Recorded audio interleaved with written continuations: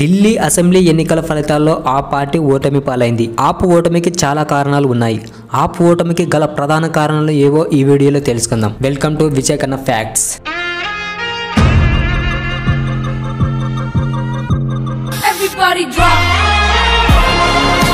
ఆప్ ఓటమి వెనుక ముఖ్యంగా ఆప్ అధినేత అరవింద్ కేజ్రీవాల్ గారు ఉన్నారు. అరవింద్ కేజ్రీవాల్ వ్యాఖ్యలు, ఆయన నిర్ణయాలతో పాటు మరికొన్ని కారణాలు కూడా ఉన్నాయి. ఆ పార్టీ ప్రజలలో మొదటి సామాన్యుల పార్టీగా వెలుగులోకి వచ్చింది. ఆ క్రమంలో కేజ్రీవాల్ తన రాజకీయ జీవితాన్ని ఆమ్ ఆద్మీ నినాదంతో సాధారణ జీవన శైలితో ప్రారంభించారు. కాటన్ చొక్కా, చిన్న ఫ్లాట్, చౌకైన కారులో ప్రయాణం సాగించారు. దీంతో ఆయన క్రమంగా ప్రజల్లో ఆదరణ దక్కించుకున్నారు. కానీ కేజ్రీవాల్ ప్రయాణం క్రమంగా మారిపోయింది. 2 సార్లు ఢిల్లీ సీఎంగా మారినప్పటి నుంచి 40 కోట్ల రూపాయల విలాసవంతమైన శిష్ మహల్ నిర్మాణం సహా అనేక అంశాలు ఆయనపై, ఓటర్లపై నిరాశను గురిచేసింది. ప్రజలు ఆమ్ ఆద్మీ పార్టీ సామాన్య ప్రజల కోసం పనిచేయాలని ఆశించారు. కానీ భారీ వృధా వ్యయం కాస్త విరుద్ధంగా మారిపోయింది. కేజ్రీవాల్ ప్రారంభంలో అవినీతికి వ్యతిరేకంగా గళమెత్తారు. కానీ లిక్కర్ స్కామ్ కేసు విషయంలో ఆయన పేరు వెలుగులోకి వచ్చింది. ఈ కేసు ద్వారా ఆయన మాటలతో కప్పిపుచ్చాలనుకునే ప్రయత్నం చేసినప్పటికీ చేతల్లో మాత్రం వ్యత్యాసం కనిపించింది. మద్యం బాటిలపై 1 కొంటే 1 ఉచితం అనే కొత్త విధానం తర్వాత అరవింద్ కేజ్రీవాల్ ప్రభుత్వం ఢిల్లీని మద్యపాన ప్రియుల నగరంగా మారుస్తోందన్న ఆరోపణలు వచ్చాయి. దీంతో ప్రజల్లో క్రమంగా పార్టీపై నమ్మకం తగ్గిపోయింది. 2012-2020 ఎన్నికల్లో 70 స్థానాలకు గాను 67, 62 స్థానాల్లో అద్భుత విజయం సాధించి అధికారంలోకి వచ్చిన ఏఏపీను ఈసారి పలు వివాదాలు చుట్టుముట్టాయి. ఇప్పుడు జరిగిన ఎన్నికల్లో 22 సీట్లకే పరిమితమైంది. బీజేపీ పార్టీ 48 సీట్లను గెలుచుకుంది. అయితే ఢిల్లీ అసెంబ్లీ ఎన్నికల్లో బీజేపీ, ఏఏపీ మధ్య ఓట్ల తేడా 2% కంటే తక్కువే ఉంది.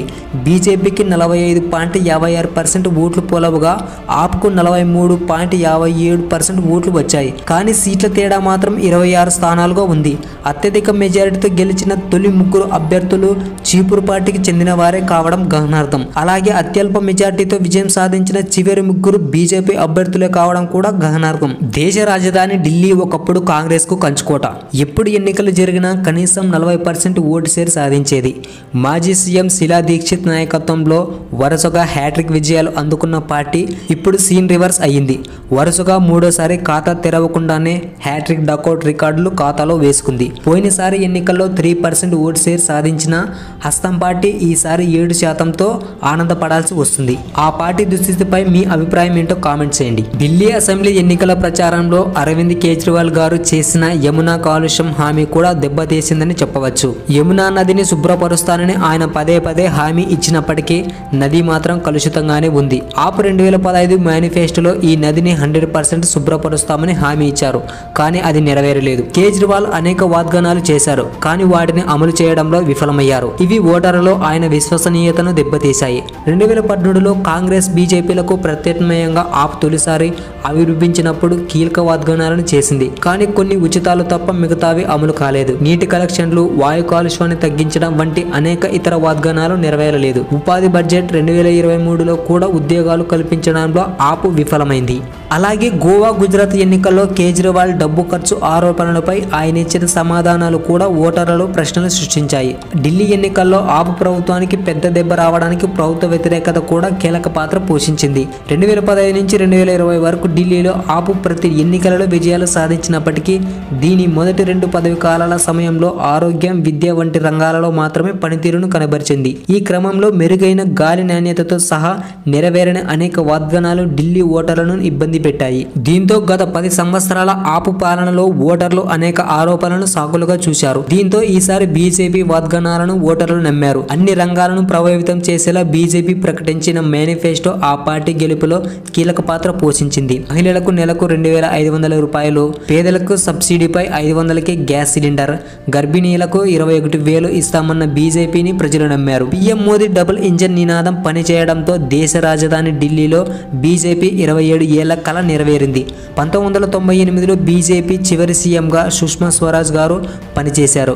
ఆ తర్వాత కాంగ్రెస్, ఆప్లే దేశ రాజధానిని ఏలాయి. ఆప్ అగ్రనేతలపై అవినీతి మధ్య కాంగ్రెస్ ప్రభావం లేకపోవడం ఈ ఎన్నికల్లో ఆ పార్టీకి కలిసొచ్చింది. అయితే కేంద్రంలో కాంగ్రెస్ స్థానాన్ని ఆక్రమించాలన్న అత్యాశే ఆప్ కుంపముంచిందని రాజకీయ విశ్లేషకులు అంటున్నారు.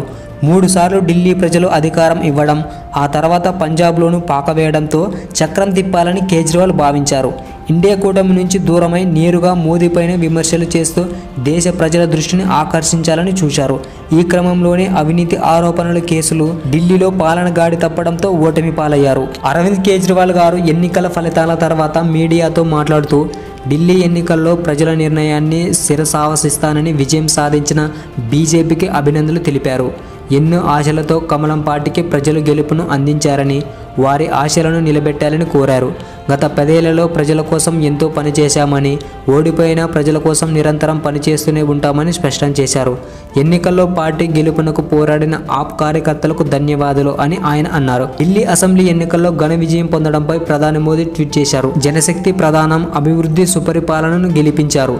ఈ చారిత్రాత్మక విజయాన్ని అందించిన ఢిల్లీలోని నా ప్రియమైన సోదర సోదరీమణులకు సెల్యూట్. ఢిల్లీని అభివృద్ధి చేయడంలో, ప్రజల జీవన నాణ్యతను మెరుగుపరచడంలో, వికసిత్ భారత్ను నిర్మించడంలో ఢిల్లీ ప్రధాన పాత్ర పోషించే విధంగా పనిచేస్తామని హామీ ఇస్తున్నాం అని మోదీ గారు ట్వీట్ చేశారు. ఢిల్లీలో ఏఏపీ ఓడిపోవడానికి మరికొన్ని కారణాలు. కాంగ్రెస్ తో పొత్తు లేకుండా ఒంటరిగా పోటీ చేయడం, లిక్కర్ స్కామ్ కేసులో కేజ్రీవాల్ సహా కీలక నేతలు మనీష్ సిసోడియా, సత్యేంద్ర సంజయ్ తదితర నేతలు జైలుకెళ్లడం, కేజ్రీవాల్ జైలుకెళ్లాక ఏఏపీలో న్యాయకొత్త లోపం, కేంద్ర ప్రభుత్వంతో సఖ్యతగా మెలగలేకపోవడం, అభివృద్ధి, చెత్త తొలగించకపోవడం, మౌలిక సదుపాయాలు కల్పించకుండా బీజేపీపై పదే పదే విమర్శలు చేస్తుండడం. 10 ఏళ్ల ఏఏపీ పాలన చూశాక బీజేపీకి అవకాశం ఇవ్వాలని ఓటర్ల ఆలోచన. ఢిల్లీ ఎన్నికల్లో బీజేపీకి అఖండ విజయానికి ఎఫ్ఎం ఫైనాన్స్ మినిస్టర్ నిర్మలా సీతారామనే ప్రధాన కారణమని విశ్లేషకులు అంటున్నారు. ఈ నగరంలో ఎక్కువగా ఉద్యోగులు ఉంటారు. వారి చిరకాల కోరికైన ఇన్కమ్ ట్యాక్స్ తగ్గింపును నిర్మలమ్మే తీర్చిందని పేర్కొంటున్నారు. 50-50 ఉన్న విజయ సమీకరణాన్ని ఆమె బీజేపీ వైపు మార్చేశారని విశ్లేషకులు అంటున్నారు. బ్యాలెట్ ఓట్లలో 50% కన్నా ఎక్కువ వారికే పడడం దీనిని ప్రతిబింబిస్తుందని అంటున్నారు. ఓకే ఫ్రెండ్స్, ఢిల్లీ ఎలక్షన్స్లో ఆపి ఓడిపోవడానికి గల కారణాలు మీరు ఏవి అనుకుంటున్నారో కామెంట్ చేయండి. అలాగే బీజేపీ గెలవడానికి కారణాలు ఏవో కూడా కామెంట్ చేయండి. Please subscribe. Thank you all. జై హింద్.